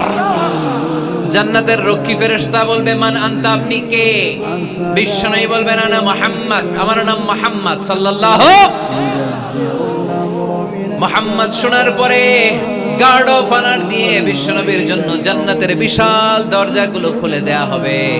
আর জান্নাতের ফেরেশতারা বলবে নবী গো, জান্নাত সৃষ্টির পর থেকে আজ পর্যন্ত আমরা দাঁড়িয়ে আছি, কবে আপনি জান্নাতে ধাক্কা মারবেন আর আপনার জন্য জান্নাতের দরজা খুলে দেব। আপনার আগে যেন কারো জন্য জান্নাতের দরজা খোলা না হয়, এ ব্যাপারে আমাদেরকে কঠোর নির্দেশনা দিয়েছে কে? বিশ্বনবী লক্ষ লক্ষ কোটি কোটি উম্মতে মুহাম্মাদীকে নিয়ে সেদিন জান্নাতের ভেতরে যখন ঢুকবেন তখন বিশ্বনবীর মনটারে খুশি করে দিবে কে? ওয়ালা সাউফা ইউতিকা রাব্বুকা ফাতারদা, নবী হে এমন এমন জিনিস আপনারে আমি দান করব, আপনি খুশি হয়ে যাবেন। তার মানে মন খারাপ হলে নবীর মন ভালো করে কে? জোরে বলতে হবে। আপনারা ঘুমায় গেছেন, ঘুম ধরছে, কষ্ট হচ্ছে, জিমায়ে পড়েছে মুসলমান, চিল্লায় পড়েন লিল্লাহে তাকবীর, লিল্লাহে তাকবীর, লিল্লাহে তাকবীর। এরপরে নবীর আল্লাহ স্মরণ করায় দিচ্ছেন আলাম ইয়াজিদিকা ইয়াতীমান ফাআওয়া ওয়া ওয়াজাদাকা দাল্লান ফাহাদা। নবী গো, আমি কি আপনার ইয়াতিম পাই নাই, তারপরে আমি কি আপনার লালন পালনের ব্যবস্থা করি নাই? সুবহানাল্লাহ পড়েন। আমার নবী ইয়াতিম হয়ে বড় হয়েছে, জানেন, ইয়াতিম হয়ে লালিত পালিত হয়েছেন। তিনি যখন মায়ের পেটে বিশ্বনবীর বাবাকে নিয়ে গিয়ে তুলে নিয়েছে কে? 6 বছর বয়সে মাকে তুলে নিল কে? দাদা আব্দুল মুত্তালিবের কাছে লালিত পালিত হলেন। 8 বছর বয়সে দাদাকেও নিয়ে গেল কে? এরপরে ইয়াতিম নবী চাচার কাছে লালিত পালিত হলেন। সুবহানাল্লাহ পড়েন। এজন্য আল্লাহ বললেন, আওয়া আলাম ইয়াজিদিকা ইয়াতীমান ফাআওয়া, নবী হে আমি কি আপনার ইয়াতিম পাই নাই? আর আপনারে কি আমি আপনার চাচার কাছে লালন পালনের ব্যবস্থা করে দেই নাই? তো এই ছোট্টবেলায় আপনি ইয়াতিম, আপনারে দেখার কেউ নাই, তখন যদি আমি আপনারে সাহায্য করতে পারি, ওই আল্লাহ এখনো আসিনা নাই? বিপদের কালে আমার নবীরে সাহায্য করে উত্তরণের ব্যবস্থা করেছে যে মুসলমানদের এই ক্রান্তি লগ্নে মুসলমানদের সংকট দূর করার জন্য আমার আল্লাহর রহমত আজও আছে না নাই? পরীক্ষা দিতে হবে, আমাদের পরীক্ষায় পাশ করতে হবে। ওয়ালা তাহিনু ওয়ালা তাহজানু ওয়া আনতুমুল আ'লাউনা ইন কুনতুম মুমিনিন। ভয় পেও না, নিরাশ হয়ো না, হতাশ হয়ো না, বিজয় তোমাদেরই হবে যদি মুমিন হও। চিল্লায় বলেন ঠিক কি না? আলাম ইয়াজিদিকা ইয়াতীমান ফাআওয়া, নবী আপনার ইয়াতীম হিসেবে পেয়েছি, তখন আপনারে আশ্রয় দিয়েছি। তারপরে আল্লাহ বললেন, ওয়া ওয়াজাদাকা দাল্লান ফাহাদা, আপনারে আমি দল্লান হিসেবে পেয়েছি, তারপরে রাস্তা দেখিয়েছি। আপনি রাস্তা খুঁজছিলেন। দল্লুন শব্দের অর্থ গোমরা, পথহারা, কিন্তু রাসূল সাল্লাল্লাহু আলাইহি ওয়াসাল্লামের ক্ষেত্রে এই অর্থ করা যাবে না। আমার নবী গোমরা ছিলেন না, আমার নবী পথভ্রষ্ট ছিলেন না। যদিও অফিশিয়ালি আমার নবী 40 বছর বয়সে নবী হয়েছেন, কিন্তু 40 বছরের আগের জীবনীটাও আমাদের জন্য অনুপম আদর্শ আর নমুনা। চিল্লায় বলেন ঠিক কি না? 40 বছর আগেও নবী সত্য কথা বলতেন। 40 বছর আগে তিনি দান করতেন। নবী হওয়ার আগেও তিনি আত্মীয়দের সাথে সুসম্পর্ক রাখতেন, মানুষের বোঝা বইয়ে দিতেন। সত্য যেখানে বিপন্ন, সাহসী সৈনিক হয়ে বিশ্বনবী দাঁড়িয়ে যেতেন। চিল্লায় এখন ঠিক কি না? এজন্য আল্লাহ বলেন, ওয়া ওয়াজাদাকা দাল্লান ফাহাদা, নবী আপনি পথ খুঁজছিলেন, আমি আপনারে পথ দেখিয়েছি। আমাদেরকে পথ দেখায় কে? রাসূল সাল্লাল্লাহু আলাইহি ওয়াসাল্লাম মহাসত্যের অনুসন্ধান করছিলেন। দল্লান অর্থ এখানে পথহারা পথিকের মতো আপনি খুঁজছিলেন, কই যাবেন, ডানে না বায়ে। মাঝে মাঝে আমাদের এরকম হয় না, চুয়াডাঙ্গা থেকে কুষ্টিয়া কি এই রাস্তায় যায় না এইটাই যায়, বুঝতে পারতেছি না তো। অনেক রাতে যদি রওনা দেন, কেউ বলারও নাই, দেখা দেওয়ার মতো কেউ নাই, বাজার টাজার বন্ধ, মাঝে মাঝে আমরা ঝামেলায় পড়ে যাই। আমরা যারা বক্তা, আমরা ঝামেলায় পরিবেশ। অনেক রাতে রাতে বাড়িতে ফিরি, এই জেলা থেকে ওই জেলায়, রাত 3টার দিকে লোক নাই, ডানে যাবো না বায়ে যাবো। পুলিশ ভাইরা মাঝে মাঝে সহায়তা করে, অনেক সময় পুলিশও নাই, তখন ভরসা একজনের উপর, তিনি কে? তো রাসূল সাল্লাল্লাহু আলাইহি ওয়াসাল্লাম সত্যের পথ খুঁজছিলেন, ডানে না বায়ে। আল্লাহ বললেন বায়ে না, ডানে যান। ফাহাদা, আল্লাহ হেদায়েতের রাস্তায় তুলে দিলেন। সুবহানাল্লাহ পড়েন। আমরা যদি পথ ভুলে যাই, আমাদের পথ দেখায় কে? সবাই বলেন, আমাদের পথ দেখায় কে?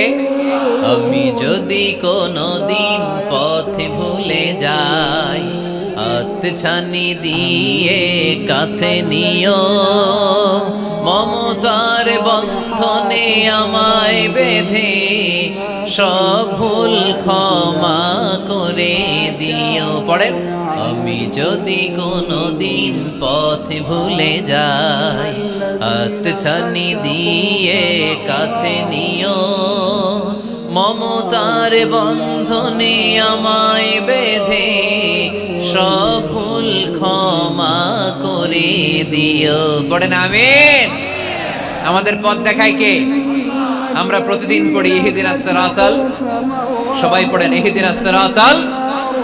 ও আল্লাহ আমাদেরকে সরল সঠিক পথ দেখাও। আল্লাহ বললেন, নবী আপনাকে আমি পথ দেখিয়েছি।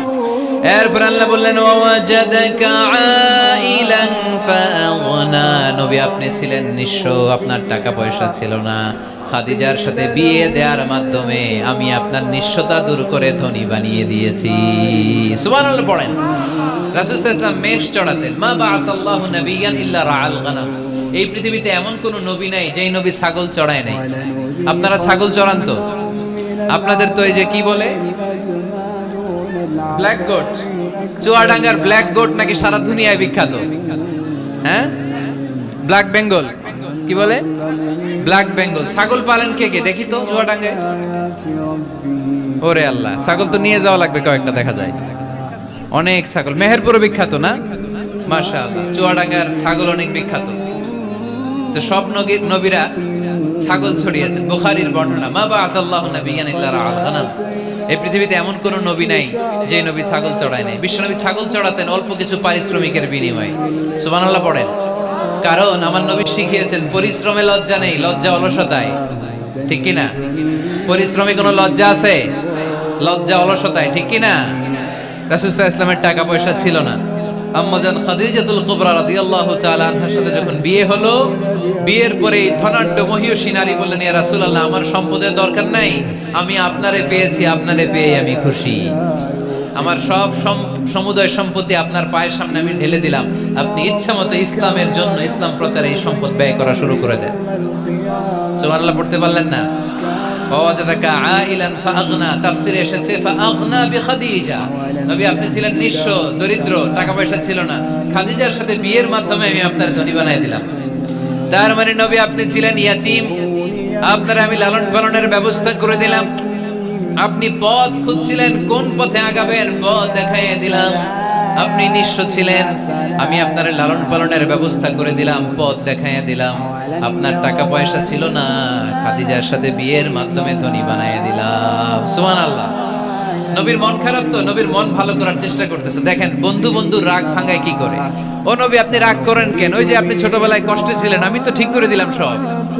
ও নবী আপনি পথ খুঁজতেছিলেন, বিপদে ছিলেন, আমি তো পথ দেখাই দিলাম। টাকা ছিল না, বিয়ের পরে টাকার ব্যবস্থা করে দিলাম। তো আপনার টেনশন কিসের? টেনশন তো আমি আল্লাহর। চিল্লায় বলেন ঠিক কি না? মুমিন কখনো টেনশন করে না, মুমিন তার সব কিছু ন্যস্ত করে দেয় একজনের উপর, তিনি কে? এবার বিশ্বনবীকে 3টা কর্মসূচির ঘোষণা দিয়ে আল্লাহ সূরাটা শেষ করবেন। কর্মসূচি 3টা শুনতে মনে যায়? এই কর্মসূচি 3টা পকেটে করে বাড়িতে নেওয়া যাবে? উত্তর হয় নাই, আওয়াজ হয় নাই। এই 3 কর্মসূচি নিয়ে আজকে বাড়িতে ফিরতে যাই, পারা যাবে? কর্মসূচি নাম্বার 1 আল্লাহ বলেন ফাআম্মাল ইয়াতীমা ফালা তাকহার। ও নবী কখনো ইতিমদেরকে আপনি তাড়িয়ে দেবেন না, ইতিমদের সাথে খারাপ আচরণ করবেন না। আপনাদের এলাকায় ইতিমখানা আছে নাকি? আছে? টরিক ভাইয়ের মাদ্রাসায় আছে ইতিম? আছে? মাশাআল্লাহ। তো এই যে ইতিমদের সাথে খারাপ আচরণ করতে নিষেধ করেছে কে? ফাআম্মাল ইয়াতীমা ফালা তাকহার। নবী ইতিমদের সাথে খারাপ আচরণ করবেন না, কারণ আপনি নিজেই ইতিম ছিলেন, ঠিক কি না? এতিমদের সাথে আমরা ভালো আচরণ করব। এতিমকে ভালোবাসা মানে নবীকে ভালোবাসা, কারণ আমার নবী এতিম হয়ে বড় হয়েছে। চিল্লায় বলেন ঠিক কি না? যারা এতিমকে ভালোবাসে তাদেরকে ভালোবাসে কে? বিশ্বনবী এতিমদের লালন পালনকারীদেরকে এত ভালোবাসতেন। যারা এতিমদেরকে যত্ন নেয়, যারা এতিমদেরকে লালন পালন করে, তাদের উদ্দেশ্যে বিশ্বনবী বললেন আনা ওয়া কাফিলুল ইয়াতীমি কাহাতাইন, আনা ওয়া কাফিলুল ইয়াতীমি কাহাতাইন। আমার 2টা আঙ্গুল দেখা যায়? সবাই দেখতে পাচ্ছেন? এই 2টা আঙ্গুলের মাঝখানে কি খুব গ্যাপ আছে নাকি বেশি? নাই। বিশ্বনবী বললেন আনা ওয়া কাফিলুল ইয়াতীমি কাহাতাইন, আমি এবং ইয়াতীমের লালন পালনকারী কিয়ামতের দিন প্রতিবেশীর মতো এইভাবে কাছাকাছি একসাথে থাকবো। এজন্য ইয়াতীমদের সাথে ভালো আচরণ করবেন, এতিমদেরকে ঘাড় ধাক্কা দিয়ে বের করে দিবেন। অনেকে আছে এতিমদেরকে ঘাড় ধাক্কা দিয়ে বের করে দেয়, আছে না? নাই আছে না? আরাআইতাল্লাযী ইউকাযযিবু বিদ্দীন ফাযালিকাল্লাযী ইয়াদুররুল ইয়াতীম। কিছু লোক আছে যারা আখিরাতে বিশ্বাস করে না, জান্নাত জাহান্নামে বিশ্বাস করে না, তারা দ্বীনকে অস্বীকার করে, ইয়াতীমকে ঘাড় ধাক্কা দিয়ে বের করে দেয়। বিশ্বনবী ইয়াতীম হয়ে বড় হয়েছেন, তাই বিশ্বনবীকে প্রথম কর্মসূচি দিলেন ফাআম্মাল ইয়াতীমা ফালা তাকহার। নবী হে কখনো ইয়াতীমকে ঘাড় ধাক্কা দিয়েন না, ইয়াতীমকে ধমক দিয়েন না, ইয়াতীমকে তাড়িয়ে দিবেন না। অনেকে আছে তাদের হৃদয় শক্ত, চোখ দিয়ে পানি নামে না। এরকম শক্ত হৃদয়ের মানুষ আছে না নাই? কান্না আসে না, হৃদয় নরম হয় না। এক সাহাবী এসে বললেন ইয়া রাসূলুল্লাহ, আমার হৃদয়টা বড় শক্ত, আমার কলবটা বড় শক্ত, আমার চোখ দিয়ে পানি নামে না, আমার হৃদয়টা আমি নরম করতে চাই, কি করে নরম করব? বিশ্বনবী বললেন হৃদয় নরম করতে চাও, ইরহামিল ইয়াতীম, ইয়াতীমের প্রতি রহম দিল হও, ওয়ামসাহ রাসা, ইয়াতীমের মাথায় হাত বুলিয়ে দাও, ওয়া আত'ইমহু মিন তাআমিক, তুমি যা খাবে ওখান থেকে ইয়াতীমরেও খাও, তালিনু কলবুক, তোমার হৃদয়টারে নরম করে দিবে কে? ওয়া তুদরাকু হাজাতুক, তোমার মনের নেক মাকাসিদ পূরণ করে দিবে কে? এজন্য মাঝে মাঝে একটু ইয়াতীমখানায় যাবেন, এতিমদের সাথে বসবেন, ওদেরকে একটু সদকা করবেন, দান সদকা করবেন, ওদেরকে খাওয়াবেন, ওদের মাথায় হাত বুলিয়ে দিবেন, আপনার হৃদয়টারে নরম করে দিবে কে? বাংলাদেশে কিছু লোক আছে এতিমরে আদর করা তো দূরের কথা, এতিমের মাল ডাল খেয়ে সব সাবার করে দেয়, এরকম আছে না নাই? এতিমের সম্পদ খেয়ে ফেলে এরকম ডাকাইত আছে না নাই? ভাই মারা গিয়েছে, ভাতিজা আহা মরার আগে ভাই তার আরেক ভাইকে সম্পদ দিয়ে গেল, আমার ছেলেটারে দেখো ইয়াতিম, ছেলেরা তো কিছু দেয় নাই, ভাতিজার জন্য তো কিছু রাখেই নাই, সব খেয়ে শেষ করে ফেলছে, এরকম আছে না নাই? আল্লাহ বললেন খবরদার এতিমের সম্পদ মেরে দিও না, এতিমের সম্পদ খেয়ে ফেলো না। যারা এতিমের সম্পদ অন্যায় ভাবে খাও, তারা পেটে এতিমের সম্পদ ঢুকাও নাই, জাহান্নামের আগুন পেটে ঢুকিয়েছো, ঠিক কি না? الذين يأكلون أموال اليتامى ظلما إنما يأكلون في بطونهم نارا وسيصلون سعيرا। যারা এতিমের সম্পদ অন্যায় ভাবে খায়, তারা এতিমের সম্পদ খায় নাই, খেয়েছে জাহান্নামের আগুন। কার কথা? আরো জোরে বলেন কার কথা? এজন্য আমরা এতিমের সাথে খারাপ আচরণ করব না। চুয়াডাঙ্গার সম্পদশালী ভাইরা এতিমের সাথে ভালো আচরণ করেন, এতিমের মাথায় হাত বুলিয়ে দেন, এতিমকে খাওয়ান। এতিমরে ভালোবাসা মানে আমার নবীরে ভালোবাসা, কারণ আমার নবী এতিম ছিলেন, ঠিক কি না? প্রথম কর্মসূচি এতিমদের যত্ন নিও। দ্বিতীয় কর্মসূচি ওয়া আম্মাস সাইলা ফালা তানহার। নবী হে, 2 নাম্বার কর্মসূচি, ভিক্ষুককে ধমক দিয়ে কখনো তাড়িয়ে দিও না। সুবহানাল্লাহ পড়েন। ভিক্ষুককে তাড়িয়ে দেয়া যাবে? দিতে না পারলে, আপনার কাছে না থাকলে ভদ্রভাবে বলবেন ভাই নাই, কিন্তু ধমক দিবেন কোনোদিন? দরজায় এসে যদি দাঁড়ায়, কিছু টাকা দেন, কিছু চাইল দেন, এটা ডিম দেন, ধমক দিবেন? ধমক দিবেন? আপনার বাড়িওয়ালা বানাইছে কে? উত্তর দেন না কেন? বাড়িওয়ালা বানাইছে কে? ওকে ভিক্ষুক বানিয়েছে কে? ওকে বাড়িওয়ালা বানিয়ে আপনারও ভিক্ষুক বানাতে পারতো কে? গাড়ি দিয়ে আমরা রাস্তায় ছুটি, জ্যামের মাঝখানে যখন আটকায়, অনেকে এসে টাকা চায়, সুযোগ হলে দিয়েন, ধমক দিয়েন না, মনে কষ্ট দিয়েন না, খবরদার। এতিমের মনে যদি কষ্ট লাগে, আপনার দুনিয়াও শেষ, আখিরাতও শেষ, ঠিক কি না? খবরদার। যারা ফরিয়াদি, যারা সাইল, যারা ভিক্ষুক, যারা হাত পাতে, তাদের সাথে খারাপ আচরণ করো না। নবী হে, তাদেরকে ধমক দিও না। তোমার গাড়ি যখন জ্যামের মধ্যে আটকে যায়, পথবঞ্চিত শিশুরা, পথ শিশুরা, সুবিধা বঞ্চিত শিশুরা ক্লাসের সামনে এসে নক করে, বলে স্যার 2টা টাকা দেন, কিছু খাবার দেন, কিছু খাই নাই, যদি পারেন দিয়ে দেন, ধমক দিয়েন না। কারণ ওরে পথ শিশু বানাইছে কে? রাস্তার ফকির বানাইছে কে? আপনাকে গাড়িতে বসে আরাম করার সুযোগ দিল কে? ওরে গাড়িতে বসানোর সুযোগ আল্লাহর আছে না নাই? আর আপনারে ভাঙ্গা থালা হাতে দিয়ে রাস্তায় নামাইতে আল্লাহর কয় ঘন্টা লাগে? চিল্লায় বলো মুসলমান, কয় ঘন্টা লাগে? 1 সেকেন্ডও লাগে না। এজন্য ওয়া আম্মাল ইয়াতীমা ফালা তাখর ওয়া আম্মাস সাইলা ফালা তানহার। এতিমকে গলা ধাক্কা দিয়ে বের করে দিও না, আর ফরিয়াদিকে তাড়িয়ে দিও না, খবরদার। সব শেষে আল্লাহ বললেন ওয়া আম্মা বিনিআমাতি রাব্বিকা ফাহাদ্দিস। নবী হে, আল্লাহর যত নিয়ামত আপনি পেয়েছেন, নিয়ামতগুলোর বর্ণনা করে দেন। সুবহানাল্লাহ পড়েন। ওয়া আম্মা বিনিআমাতি রাব্বিকা ফাহাদ্দিস। আপনার রবের দেয়া নিয়ামতের বর্ণনা করেন। আল্লাহ যে নিয়ামত দিয়েছে এটা বর্ণনা করলে দোষ নাই। আল্লাহ আপনারে টাকা দিয়েছে, আপনি শুকরিয়া করেন আর বলেন আলহামদুলিল্লাহ, আল্লাহ দিয়েছে আমারে, এটাতে কোনো গুনাহ আছে না? বরং আল্লাহ আদেশ করেছে, ইন্নাল্লাহা ইউহিব্বু আইয়ারা আসারা নি'মাতিহি আলা আবদি। আল্লাহ তাআলা তার বান্দাকে কি নিয়ামত দিল, তার একটা নমুনা আল্লাহ তার বান্দার মধ্যে দেখতে চায়। আপনি কোটি টাকার মালিক, আপনি ছিঁড়া কাপড় পরতে পারবেন? আপনি কি কিপটামি করলে কি আল্লাহ খুশি হবে না? আপনি যদি ধনী হন, আপনার পোশাকে, আশাকে, চলনে, বচনে ওই ধনীর একটা পরিচয় থাকতে হবে। আপনি বলবেন আল্লাহ আমাকে গাড়ি দিয়েছে, আলহামদুলিল্লাহ, শুকরিয়া করবেন। আল্লাহ আমাকে বাড়ি দিয়েছে, শুকরিয়া করবেন কার? নেয়ামত করলে বাড়িয়ে দেয় কে? নেয়ামতের শুকরিয়া যখন আদায় করা কোনো বান্দা শুরু করে দেয়, নেয়ামতের বাড়ি ধারা আরো বাড়িয়ে দেয় কে? লা ইন শাকারতুম লা আযীদান্নাকুম। যদি শুকরিয়া করো আমি বাড়িয়ে দেব। ওয়ালা ইন কাফারতুম ইন্না আযাবি লাশাদীদ। আর যদি নাশুকরি করো, জেনে রেখো তা আমার আযাব, আমার গজব, আমার শাস্তি, আমার পানিশমেন্ট বড় কঠিন।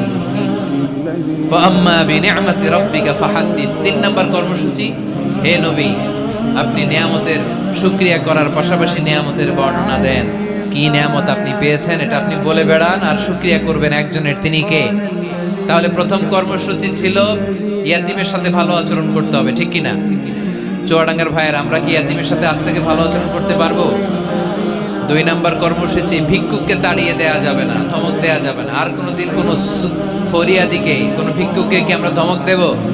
3 নাম্বার, বিপদে আপদে সব সময় শুকরিয়া করবো একজনের, তিনি কে? এই সূরা দোহা আমাদের জন্য যে মেসেজ বা শিক্ষা রেখে যায় সেটা হচ্ছে কখনো হতাশ হওয়া যাবে না, কখনো নিরাশ হওয়া যাবে না। চুয়াডাঙ্গের ছেলেরা কখনো হাল ছেড়ে দেয়া যাবে না। মুমিন ভরসা রাখে একজনের উপর চিল্লায় বলতে হবে, তিনি কে? আল্লাহ আমাদের সবাইকে কথাগুলো বুঝার ও আমল করার তৌফিক দান করুক। আমরা পড়ি আমিন।